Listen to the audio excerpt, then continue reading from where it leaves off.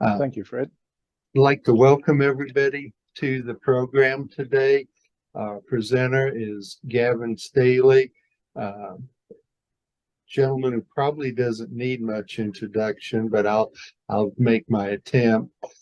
He comes to us from as a graduate from Faculty of Veterinary Science, University of Pretola, South Africa.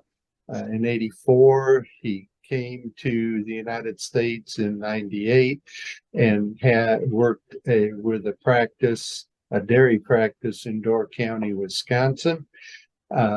He then relocated to Central California and has worked in the industry for the past 19 years in technical services positions. Today, he's going to talk to us about the input of height and weight as key factors when we have heifers calving and getting into that first and second lactation. So I appreciate the opportunity to hear from Dr. Staley. As I always say, the podium is yours. Thank you, Fred. Pleasure to be here. Thanks for the invite. And again, my apologies for the little technical delay at the front. Glad we're functional. Why heifer maturity matters is a topic I've been speaking on for some time, a couple of years now. Back January 2016, it bubbled to the surface as important to me and others. And just a disclaimer right up front is I'm not a nutritionist and I will not be giving recipes for growing heifers. It really depends on your situation and the situation of the dairy. But I believe that heifer maturity now has become more important than when I started talking about it 6 years ago. And the reason is that we've had a shift in the dairy industry. There was a plethora of heifers. Remember back the old sex semen and preg rates of 30s. We had more heifers than we knew what to do with. Well, that pendulum has swung thanks in part to the realization that we need to prolong the lifespan of some of these cows, all of these cows, many of these cows, which is another whole story, productive life. But the follow-up on that topic is that there are fewer heifers. So it's very expensive to feed heifers, as you all know, and it's got worse. Out here in California, we're 20 cents dry matter, and I know it's high in other parts of the country too. So there's been quite a focus on reduction of heifer inventories. And so what that means is that whereas before we might have had a little bit of leeway in selecting, we don't have much of that luxury anymore. I called this immaturity problem initially the Peter Pan problem, alluding to the children's character who never grew up. And that's what, in fact, what we see. These heifers don't catch up. They are problems forever. But I think now we've got to turn the focus to what I might call platinum heifers. We got to make sure that these heifers that we have, fewer of them, are absolutely top quality platinum heifers. And this goes right back to day one, the colostrum story, getting the health and growth in the hutches where it needs to be, transitioning to the run pens, and then getting the growth, especially the growth in that first 12 months of life to breeding. That's our critical time we've got to focus on. The best conversion of feed, the best conversion of protein to growth, height that you alluded to earlier, and body frame. And then after that, we've got to maintain it at a reasonable level to get to the goal of 93% just prior to calving or 85% just after calving. So in summary, I don't think heifer maturity has ever been more important to us in the industry. And with that as a backdrop, let's carry on a little bit here. So what are we talking about when we say heifer maturity, and what does that really mean? My definition and not just mine, others, is it's the phenotypic characteristics, frame, and I'll just mention frame again because we can do body weight all day, but without the frame, we have butterballs, not what we're aiming for. Frame and body weight that allow full expression of the genetic potential of the animal's life. I also say lifetime, right? It's not just the one lactation wonders. They've got to be sustained. Economic incentives to breed heifers earlier, and this was kind of the underlying problem. 20 years ago, probably it started, is breed heifers earlier because they begin milk production earlier. You can reduce the heifer inventory and you can lower your heifer feed cost. So those are the big drivers, and they're still true. We now have reduced heifer inventory, chasing this one. But if we haven't done a good job of actually creating mature heifers, we've just actually compounded the problem. We've compounded the problem. Now we have fewer animals, and if they are still immature, we really have shot ourselves in the foot. We've known for a long time the impact of, let's just go back one, the impact of age at first calving. That's 24 months, 23, 22, 21. And at different, this is at different culling rates, another story. This is how many animals, heifers, you need per 100 cows to maintain the herd size. So at 24 months, 88, at 21 months, 77. So you can see how attractive it is to chase this number. Very attractive to chase this lower number. And I want to say right now, I do not believe that we have to necessarily delay breeding. I've been accused, oh, you just say delay breeding, delay breeding. Well, if that's the option that you have, certainly. And when I say the option, if you cannot raise the animals to where they need to be in the right time frame, you don't have another option. You don't have another option. So I'd still say that our goal is to get animals to calve at mature frame and size as early as possible, but not without sacrificing maturity. 21 months, in my opinion, in black and white is too soon. I will say that. I think we need to be at the very earliest 22, 23, at least the animals I've seen. We've known this for a very long time. How do you grow heifers? This is not new. These charts are out there. Percent of mature size, age in months. On the x-axis, there's our green, mature body weight. There's our heights over here. In this particular case, somebody plotted in where they were. I want to point out two important points here. The first one is this one, just prior to calving. That's somewhere in the 93 to 95%. That's what we're aiming for of mature body weight and height. And then post calving, we're down to mid 80s, somewhere around 85. In fact, that's the industry standard. So the loss of the conceptus, calf, fluids drops us down there. Now you can aim for either that point or this point, whatever's easiest for you. And of course, this includes the conceptus. That's a different average daily gain than this one. Doesn't matter. The calf obviously is taking a boatload of protein and must be included in the equation. So I actually prefer this one because the two go together. You can't just pull it out and say, well, I'm going to calculate this average daily gain with that point in mind. You can't do that. So we need 85% mature post-calving or 93, 95, somewhere in that ballpark. Depends how much you say the calf is worth. Mature body weight pre-calving. This mature body weight is really, really important. And it's a major problem because many dairies do not have it. Because it's not your cull weight. It is not your cull weight. There's just too much variance, and all of us know that. It's really those animals lactation 3, 4, 5, somewhere in mid-lactation, 80 to 120 days, not quite mid, but in that area, 80 to 120 days. That is the animals we need to be weighing as our denominator. Now, we've known two things. First one is age at calving impacts maturity. And this goes way back to 2013, current PAS. And he showed his age of first calving on the x-axis, milk production there goes up, up, up. And in this case, somewhere around 23, 24, 25 months, based on our definition, the highest milk production.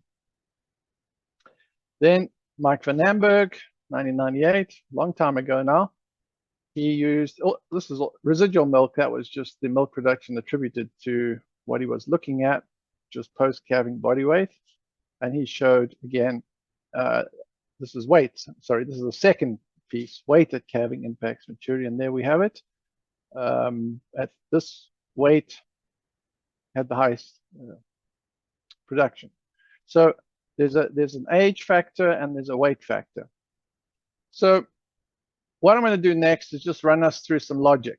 So if we have a post-calving, this was post-calving, we use this animal right here. Post-calving of 1200 to 1300. That means close-up body weight of that Springer must be around there, 95, using 95 in this case. And that would also mean the herd mature body weight would be somewhere there. Now let's do a little bit of maths here. And this is where it gets really, I think, important.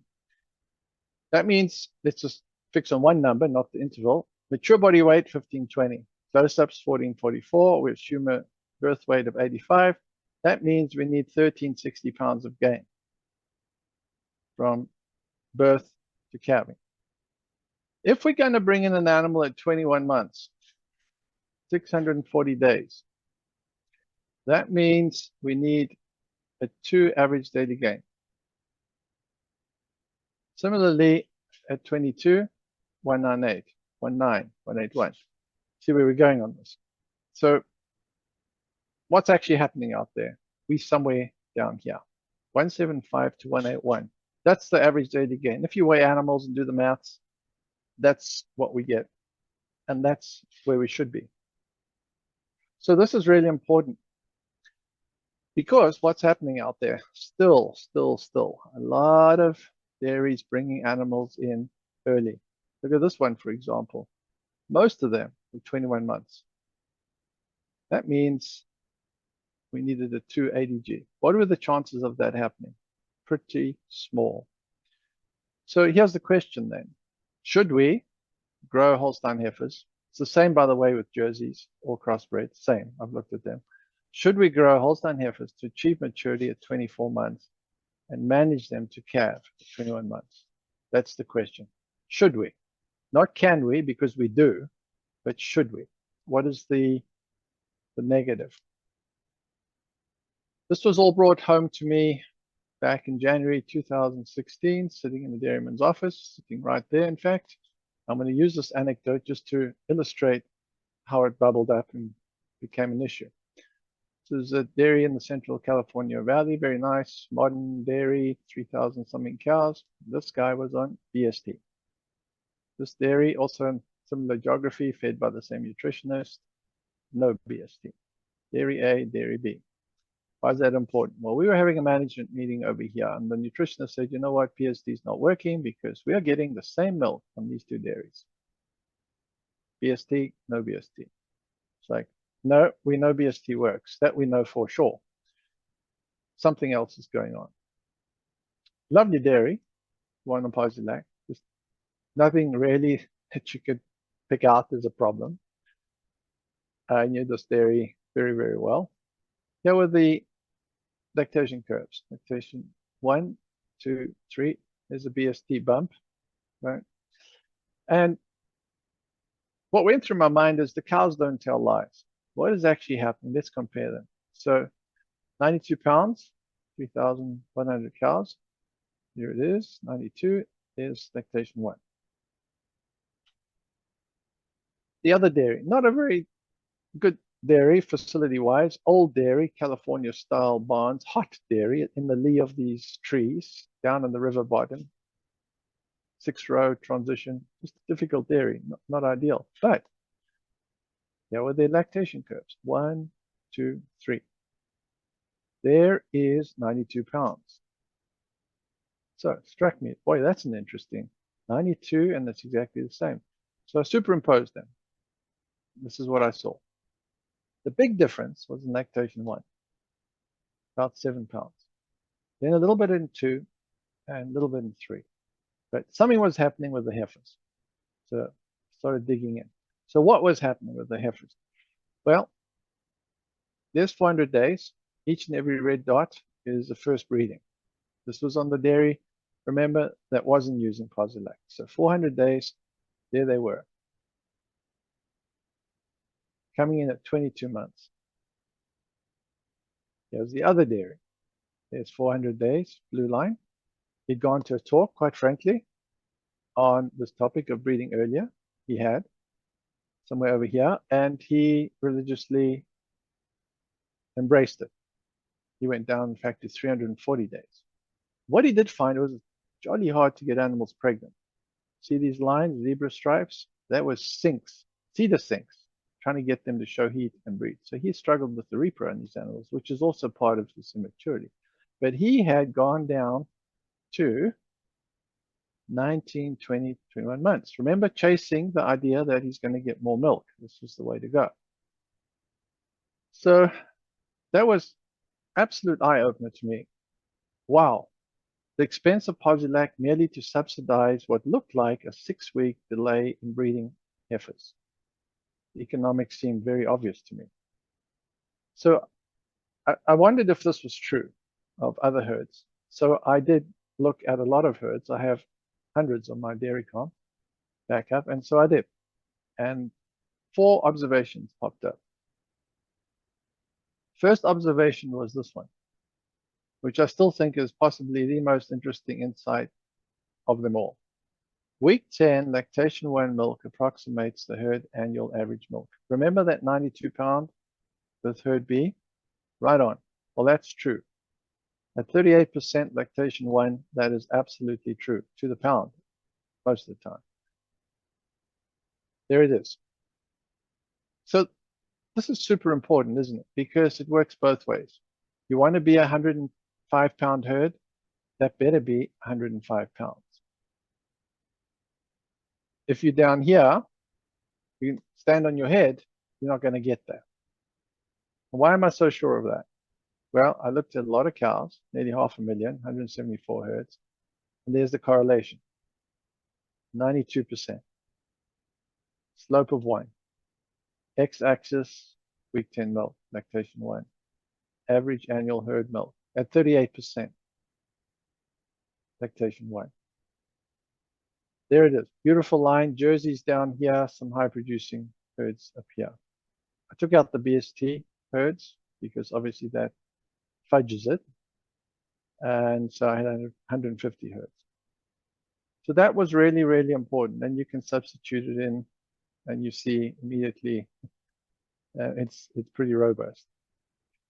And I would encourage any and all of you who look at this, who are watching this, to go and check this out on the herds. Here's a caveat. If we have older herds, let's say not 38%, but maybe 30, then the average annual milk will be 2 to 3 pounds higher than predicted because we have more older cows. So we'll have higher animals here. And the opposite is also true on very young young herds. Say 1.9 average lactation, we're going to be underneath. So that's important to know. Colleague of mine, Todd Berkeley, did the same animals, M305, for lactation 1 through 3, same cows. There was his correlation, 99%, lactation 1 through 3 versus lactation 1. So nice slope of 3, which you'd expect, 1, 1, 1. Every cow, every day, if you improve the L1. Another case in point, this is a herd, actual herd, Colorado. They were complaining about lack of milk. Couldn't get them. Nutritionists asked for help. Lactation 1, lactation 2, lactation 3, same cows. By definition, where is our phenotypic maturity? Right here. The maximum expression of milk. In other words, the maximum genotypic expression of their capability. So that's where maturity was under those setups. But what was he doing? So just remember 24.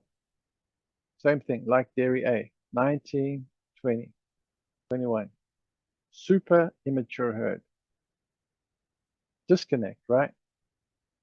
Can you grow them to mature here and manage them for calving here? Yes, we certainly can. Is it a good thing? Absolutely not. Peter Pan problem, right? These animals don't grow up, and I'm going to talk about that a little bit more right now too. Well, actually very soon. So let's just summarize.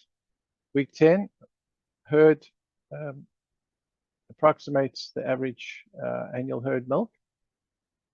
Oh, here's the one I wanted. It predicts it for the entire herd and vice versa. It sets the ceiling. I have said before, you can't outrun your heifers. You can't outrun your heifers. They totally affect the long-term production in the herd. You cannot cull your way there, improve the repro such that it gets there, feed your way there. They are the ball and chain or the opportunity. So that's a very, very important piece. The second observation was the difference in milk between 1 and 2 at week 5 is 30 pounds in stable herds. When I say stable herd, a herd that has done the same, raised their heifers the same way for years after year. Now, there's obviously some differences, but as close to stability as possible. They haven't suddenly changed heifer ranch or something like that. This was an interesting observation too. At 5 weeks, I chose 5 weeks, was it 5 weeks, because it was pre-peak. It was pre-peak in all 3 lactation groups. I didn't want to confuse the issue by peak here and not peak there. So I used 5 weeks. And this was interesting. 30 pounds, 8 to 10 pounds. Doesn't matter if you're 2x, 3x, unless you 2x here and 3x there. But this is important. It's a number. And why is this important? Because if you want to predict the future, this relationship is super important. If this is 25 pounds, in other words, you made an improvement here, then the next year, this is going to bounce up 5 pounds. The future is looking good. What if this is 35 pounds? You're going to get fired if you're the nutritionist, because next year, this is going to drop as these animals become part of the denominator. Very, very important relationship. That's for black and whites. In jerseys, it's around 15 to 18, somewhere there. Third point, aged freshening impacts lactation 1 mil. So this was another herd I just chose. Had beautiful graphs, but you can do any number of herds. I've done this hundreds of times, literally. So this herd was probably somewhere around 94 pounds, 3x, black and white. Here was the milk production by aged freshening. So on the later side, right, 23, 24, 25, there it is. You can see very clearly the difference. Now, if we go back to our first observation, if all the animals had the ability to express their genome at the level of the 25s, this herd would be 96 pounds. Most of the animals were down here because of a high fertility in heifers, 55, 58. So most of the animals were actually locked in this line. There's a difference of 4 pounds if you delay just 1 month, 4 pounds. Now remember, that's every cow, every day. Every cow, every day, ultimately. Because these animals, well, actually these ones, push up the herd. These kind of hold them back. Remember the 30-pound story. Now I've been asked, could we have created this pattern through culling?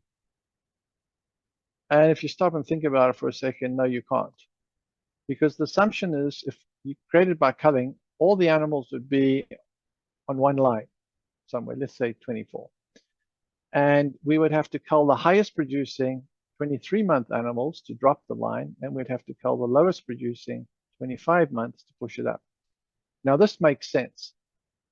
This doesn't. And by the way, it would have to be like a global conspiracy, because I've seen this around the globe, around the world. No, it's biology. It's straight biology. And in fact, it's true. Look at, this is the herd, right? There's the first breedings, heifers, 23 months. There they are, 14 months. They're the seconds. the purple ones. Second breeding's mainly blues, some greens. And there's the 25s, mainly greens, some blues. So they just got older. In other words, the later age of freshening heifers was merely a result of delayed conception. We didn't select for them. We didn't feed differently. There weren't different genetics. Might be a little bit of a different genetic. You could argue that a little bit, but it's not going to be the main reason. They grew about 60 pounds per month, and that increased production was due to an increased maturity of calving. 60 pounds heavier was worth about 3 to 4 pounds a day. Remember observation 1, per cow a day. Now, if you breed on size, here we are breeding on size. The animals are coming in with 12, 13, 14. You can mask it. You can mask that rainbow. Because now, to some extent, you're taking out the size difference, the biology, by selecting. Subjectively, mostly, but you can take it out. That does not mean these animals, that this herd has a mature herd. It just means we're consistently underperforming. In this case, for example, 62 pounds. They're all on top of each other, but this might have been a Jersey herd, so maybe we shouldn't be so hard on them. But if you run out there and you get this kind of a graph, don't assume that you don't have immaturity. It just means you have super good compliance with your breeder in the pen. Lactation 2. But let me just say one thing about this first observation first. The delay in breeding those heifers versus the milk production that you get, increased milk, about breaks even. This is important because that's where we stopped in a lot of the research prior to this and the observations. It costs money to feed heifers longer. They give you more milk. Lactation 1, it breaks even. Problem is we stopped. We should have carried on because age at freshening impacts lactation 2, milk production 2, and 3 for that matter. So I stopped at 2. So same herd, right? Familiar curve. Well, here's lactation 2. Different animals, grant you. This is from a real dairy com backup, not, you can't actually put the same animals in that. You have to use a spreadsheet or something. But point is, these animals went through this the year before. This is really important because now you look at the spread. Here's the youngest, next youngest, so forth. Now we're going from like 112 pounds to 125. Now, maybe culling starts playing a bit of a role in all of this, but still, it follows, look, exactly the biology, right? And some of what I said earlier about you'd have to cull very strategically and very irrationally to create a culling profile. Same would apply here. Youngest animals the year before were where? There. Most of the grays and pinks the year before were here. That's super important, isn't it? Because if we have like 70% of the animals 1 and 2, average lactation, say 2, you live and die by this page. If you're a dairyman, you live and die by this page. If you stuck here and there, that's your average milk production. It's going to be disappointing versus there and there. Very, very important. I've said this already. The pinks were green the year before. Pinks and grays were green the year before. And what's happened is that we actually have very strong reproduction compared to like 10 or 15 years ago. The genetic daughter pregnancy rates, double arb sync, some activity. I mean, it's got tremendously better from 20 to 30s, right? 20 used to be good. It's not anymore, 30.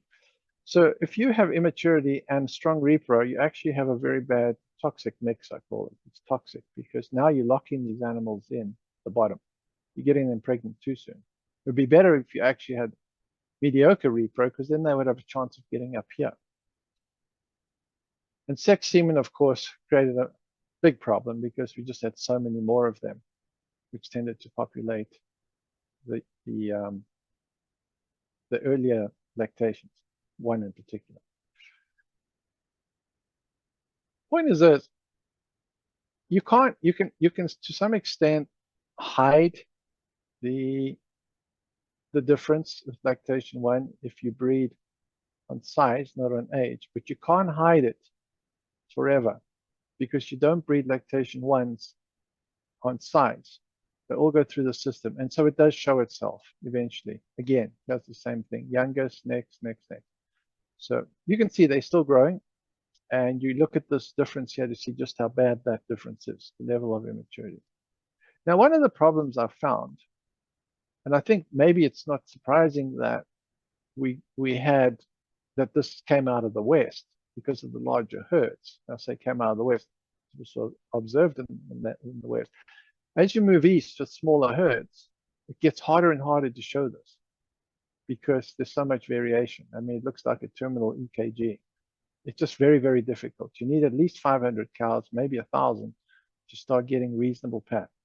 And so this has impacted for what happens in Canada to a large extent, and in the Northeast and even the Midwest. So just that might be why we haven't seen it there. It hasn't become an issue. Now, Dr. Albert de Vries, somebody I really appreciate a great deal, shared this some time back, 250,000 animals. I see he's on the call. Thank you, Albert. I love this. The question was posed, well, if you breed them early, don't you perhaps get more lifetime out of them? You know, breed them early? No, you don't, because animals aren't culled on their birth date. They're culled on performance. And if you have a problem with performance, which is milk production, it's likely that these animals, and we've already shown these younger animals didn't do super well, their days of productive life are shorter. So there's the curve, the best explanation of the data. Shows you there's some kind of a sweet spot up here, and then we go, can kind of overdo it, right? For sure we can. And this is where we were perhaps in the past. But be very careful of this. You don't get some kind of free lunch. There isn't. You have to grow them well. My colleague again, Dr. Todd Berkeley, looked at percentage culled less than 200 days, percentage with metritis. There's 85% mature body weight post-calving. This was even higher. This was higher body weight post-calving. Look at the culling, highest in those small animals. Look at the animals with the highest metritis, the little ones. And I've been a vet for nearly 40 years, and I pulled a lot of calves out of small heifers, teenage pregnancies. Boy, oh boy, this is true. This is just so true. You want an animal that pops it out, takes off, peak production, very little problems. Point is, they leave, they get sick. This is Josie Santos also had a paper some time back looking at this. He showed the same thing out here in California. These two articles came out a while ago, not that long ago, 2020. This case, and what I love about it is it kind of confirmed what I was seeing. New Zealand, grass-based, but body weight of dairy heifers is positively associated with reproduction. Remember the zebra stripes and stayability. That's New Zealand speak for longevity, stayability. And not just 1, 3, first through accumulated 3 parity lactation. Body weight reduction. Super. Validated something even under different conditions. Grass-based. It's real. I've seen it in China, I've seen it in Egypt, I've seen it in Germany. It's all over the show. And why is this true? What is happening here? Well, this is old hat. All of you know this, but if you look at a metabolite, let's say glucose. First use of glucose is to keep the lights on in animal maintenance. Then a little bit of luxury of bone and muscle, and then finally the ultimate luxury of repro and lactation, a healthy animal. So if we have a shortage, we are going to stop somewhere up here. The problem is the animal doesn't stop trying to grow. if we can't maximize this growth when she's a teenager, so to speak, 8 to 12 months, she does her best to keep growing during lactation. And here it is, Dairy Calf and Heifer Association. After calving, that's how fast she grows, 0.3, under 3 different weights. Before calving, around, this is weaning to first breeding, so there's your teenager, 1.7 to 2.4. And for those of you nutritionists, this is the best possible conversion of nutrients, especially protein, into frame and body size, right? Body, let's call it frame. So we're trading that for this. And here's the cost.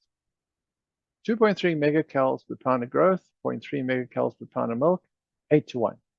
So for every 1 missing pound of frame, body, 8 pounds of milk disappear. Call it heifer shrink. And also, now we're going so much slower, like 7 times slower than here. Well, depending on how far you're in the red, you might lose a whole lactation. Because already it's 500 lactation days just to go from 85 to 100.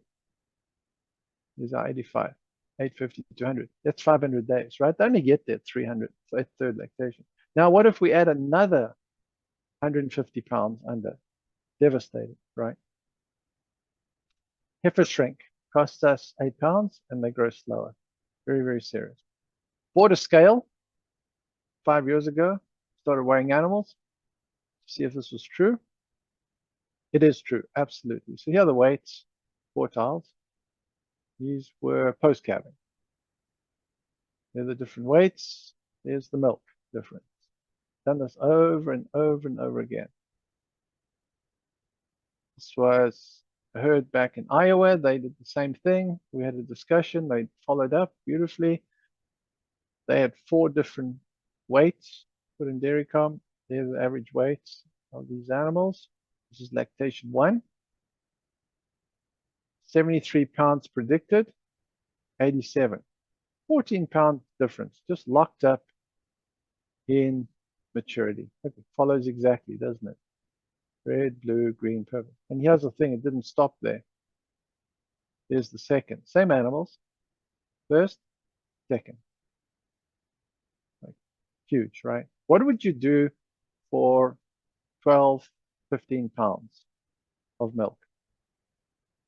So you might be wondering what happened to our good old Dairy A sitting in that room back in January 2016. Well, he said, I think you're right. I'm going to delay breeding. So there he is, January somewhere 2016. Bumped it up, and then eventually he was at like 420. First thing he noticed, repro improved. Oranges are rolling. The repro improved. Milk production year over year improved about 7 pounds. Remember, we were missing like 7 pounds, right? We're missing 7 pounds, and there it is. We kind of made it up. So nice anecdotal evidence. So has calving immature heifers been successful? No, absolutely not. And you've seen the reasons. But here's the problem. It still persists to this day. And part of it is it's just tedious to monitor growing heifers. We have weights often at the front end. We have birth weights. We have weaning weights. They kind of don't matter. So before you get all excited about that, they do matter, but not half as important as like a breeding weight, because you really want to see how did they do during their growth phase. So you need weights through lactation, through heifer growth. And I'd say the most important one is probably pre-breeding, because it's your last chance to make a change. So if your animal's on track, then you have a chance to bring them in at wherever the 22, 23.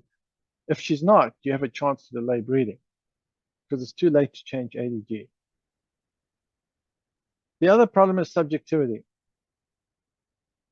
It's very easy to rely on the eyes. It's not good. As soon as you start weighing them, you realize just how poor that approach is. They look good. That's not good enough, right? And the third point, and I think I'm going to talk about just now, is we really need to change how we pay for our heifer growth. We need to pay for the product, not just for an animal showing up at so many months back at the dairy. We need to pay for the outcome, and not just weight, frame as well, which is a big problem. So the big problem last 20 years, we calved heifers earlier without changing management.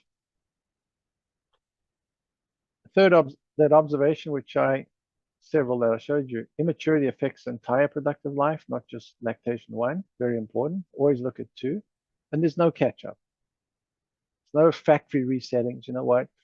There's compensatory growth. They do that. They don't. The graphs show it again and again. We focus on the wrong things.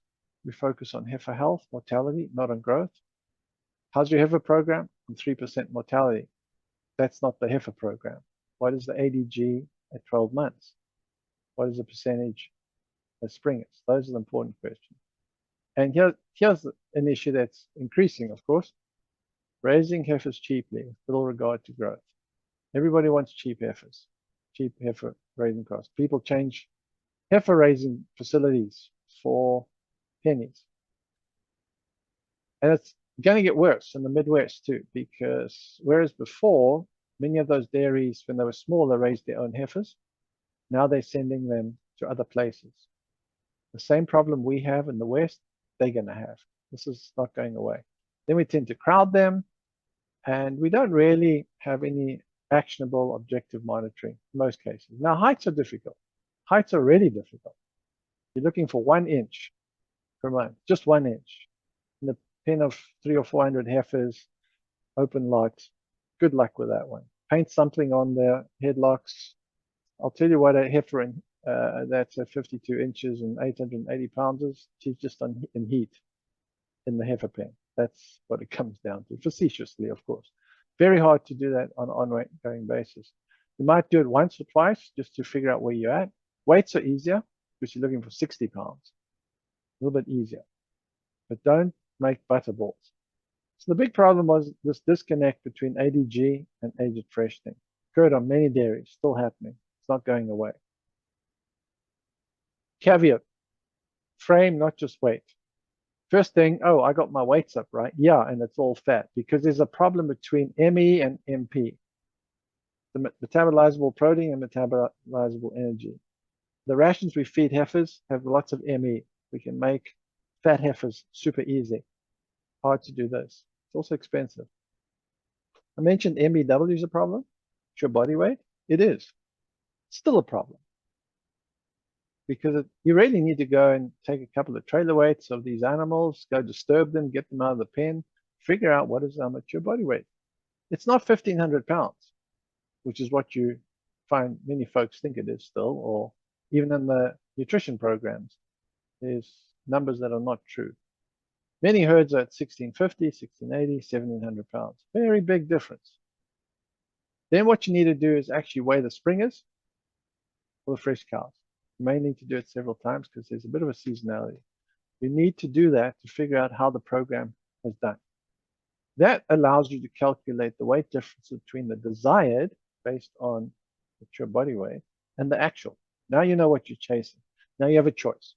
Do you up the ADG or do you change your days at first breeding? Those are the only 2 options, really. You could mix them a little bit, maybe. Do some of one and a little bit of the other. Calculate the ADG that the system's actually achieving. And like I said, you then have the option to change the ADG or age of first breeding. That's if you believe maturity is important. And then comes the tricky part too, is once you've set this in place, got your diagnosis, now you've got to actually monitor this whole story. You have to set the goals for the key stages of growth. And I might just add lifetime health and production starts here. Tons of good info on what we should be doing with these calves, but it's right from the beginning. And here's our goal. It still is to calve mature heifers as early as possible, but they have to be mature. I will say I don't believe in 21 months, but certainly we can come down to 22 if we do it right. Manage and monitor for maturity, an old moniker that's been out there for a long time, the M's. So that's the story of the heifer maturity. I totally believe it. I think it's become even more important, as I said earlier, because we have fewer heifers. We got to focus on platinum heifers, not Charles Darwin heifers. We got to have these animals hitting their goals at each and every stage, because we do not have the leeway, the buffer to remove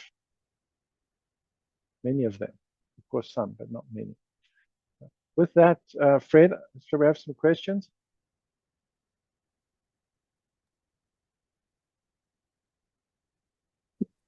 Thank you, Dr. Staley. Yes, we've got some questions. Let's go back to the beginning of the presentation. You'd kind of mentioned some breed differences. We have a lot of crossbred cows here in the I-29 corridor. What do you suggest for those herds, or what are some cautions you may have for those herds? Yeah, you bring up a really important developing problem, in my opinion, because the real challenge is, what is the mature body weight? These animals are often quite a mixture of breeds, and there's quite a spread, right? They're not all hojos. And so what is the denominator? I think we still have to do what I've said here. You've got to go and weigh those animals and get your best guess of what the mature body weight is. If you think jerseys obey the same rules, black and whites obey the same rules, crossbreds are in between, and they also, from what I have done, where I have weighed them, etc., they also obey the same rules. They're a little different from what I've seen. Instead of 30 pounds, it's more like 25. And it's, I said the black and whites are more like 15 to 18, the difference between 1 and 2 at 5 weeks. So there's a bit of a difference there. ADGs are different. The smaller the cattle breed, the lower the ADGs, obviously, right? So you have to factor that in. A 1.4 in a Jersey is actually quite good. 1.8 in a black and white is, yeah, it's okay, but there are those differences. Okay. Let's talk a little more about mature body weight. You covered it, several different times in there. But are we seeing, because we don't have the correct mature body weight, we write down 1,500 or 1,550. Does that mean our rations are off too? Especially when we're growing heifer. Is that part of the problem? I believe so. I mean, if you think about it, what a mismatch, right? If we're feeding for 15 and they're actually 1680, right? So this mature body weight, critical. We absolutely need that denominator. And here's the other thing to remember. There's another component, the genetics. I haven't talked about, but it's there. Genetic body score composite plays a role. The smaller GBC animals will have a lower mature body weight, and they will have a lower requirement to be 55% of maturity at breeding. Actually, I should have mentioned that. That's our goal at breeding, 55% of mature body weight. You can't handle them all entirely the same way. However, in most setups, at least get in the zip code where the average is where it should be. But who do we breed first in the heifer breeding pens? We breed the biggest animals first, normally. They also, unfortunately, probably going to have the highest GBSC, which means that they are probably not at their level where they should be. If you are 1,700 pounds GBSC, I'll just do the maths quickly, 1,700 pounds times 0.55, that is a 935-pound animal. In other words, you've got to walk past a 935-pound animal in the breeding pen because she's not ready. Think about that, right? Is that going to happen? But if we breed her, we've just locked her into immaturity for the rest of her life. Yeah, you walk by a heifer that, yeah, that's not going to happen in our Yeah, part of the world. I'll mention yeah. to our folks, we've got a small group here. So if you want to unmute and ask a question, I'll try to wait for a few seconds to give you a chance to get on a question. Otherwise, we've still got some questions in the chat. Mhm. Well, Dr. let's So go. survivability in first and later lactations, like from arthritis, other health issues, what would you consider the top 3 or 4 health issues that diminish the longevity for those heifers that are in that Peter Pan problem? Yeah, Larry. So I think chronic lung issues have got to be in the mix, and that goes way back, right? Back to the run pens, probably. Long shadow they leave. The transition diseases are super significant. We've all seen those skinny little heifers. Looks like they have no flesh on them. The metritis, DOA, full calf, right? They don't last. They get full of XML and leave eventually. So transition's a big piece of it. Milk is protective. So even coming in healthy but under, she's gonna be converting that 7-1. She's not going to be able to keep up. She'll leave. So there's more too, Larry, for sure. There's more. But I'm sure that's good though. Thanks. yeah, it'll come to mind. Larry, you've got some questions in the chat. Why don't you just go through them? Yeah, well, I guess another one I had that I've got the questions on. So if the heifer kind of pays back that additional feed cost with added milk production, if that balances out after the first lactation, just what's the dollar impact over the added feed costs? Like for each additional lactation we get out of her, that impact. So is it basically just the additional milk production minus maybe about half that goes back out in feed costs, or there are some other things that might come in there as well? Yeah, Larry, I'm very glad you brought that up because there's 2 immaturities in the dairy industry. The one is immature heifers, but the other, maybe more important one, is immature herds.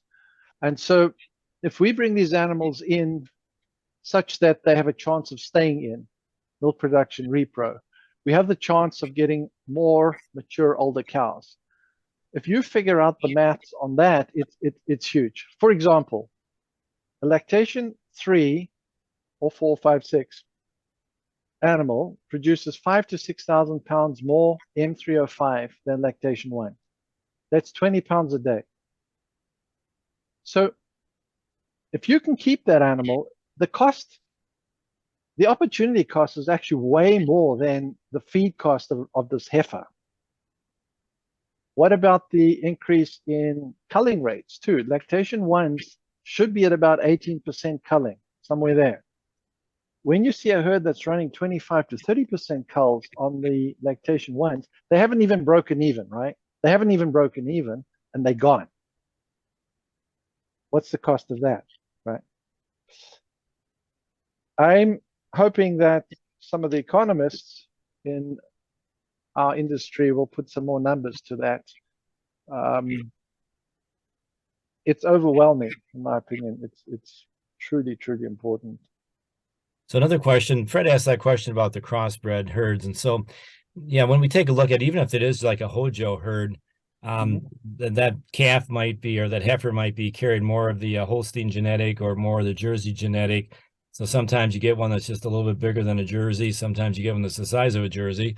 Sometimes you get one that's about 2/3 the size of a Holstein. So I'm trying to think of, is there some kind of a metric early on in that calf's life that we can try to measure the weight at a certain age that says, well, then this is kind of the correlation to this body weight that comes in between that Holstein and Jersey as a mature body weight. So I'm sure they could make some kind of an equation there, but yeah. So here's what I would do. Something just came to mind. I would probably look at something, depending where your weights are. You know, if you have a 3 or 4 month weight, it has to be individual, not zip code weight. You could do like divide them into thirds. right? So the ones that are on the lower side, you make the assumption they're on the lower mature body weight, and then you would maybe breed them 3 weeks earlier than an animal that would be in the next group, and maybe the group after that, where you assume it's more Holstein, you would give that animal more time. Something simple. So Yeah. Yeah, and that yeah. makes sense. That third and third and third, I think that's a good way to do it. And then my other question was just when you take a look at the weight versus the frame size, is the height the only issue within the frame size, or is there anything else to look at besides height for frame? I wish there was. You know, I'm still kind of hoping that we'll get something out of Israel or somewhere else where we can just have these animals walk under a camera and some algorithm will do the maths for us. You know, there's I was depth hoping of you body. figured it out for us. I'll tell you that height story. You know, I get asked that often, and I really believe it's important, but you just don't want to be doing a whole bunch of heifers dressed like somebody in football, you know, gear. You just, it's frankly quite dangerous running around in heifer pens with a stick. Yeah, just I appreciate what you're putting together here, just because I think I told you on the phone that this really tripped my trigger, because I fell victim of this when I was a dairy farmer. I think actually quite heavily. And as I presented this, and I appreciate you allowing me to present this at our dairy days in Iowa, I thought there was some great discussion that this brought up. I think the light bulbs went on in more than a few people's heads because of it. So I appreciate all the work you've done on this and the sharing. Yeah, you're most welcome. And Larry, I think we need to talk about this productive life story more. And I know Professor De Vries is putting on this Discover conference looking at these things, because we still have a lot of very young herds. Why 9? It just makes no sense. And, you know, I'll say this to everybody on the group. Think about your highest producing herds. They do not have an average lactation of 1.9. Unreal. The highest producing herds are 2, 3, 2, 4. And they have a bunch of these older cows, 5 and 6, lactation 5 and 6, that are pulling the wagon through the river, so to speak. And they'll tell you the names and numbers. They know who they are. We need I'm more. going to kind of shift here a little bit. You briefly mentioned genetics. And what I'm wondering is, help me understand these health indexes. As we penalize older animals in an index, will we be able to change that? Will we see indexes that actually help us understand the health issues that young animals have once they're into that milking herd? Yeah, it's a can of worms, Fred.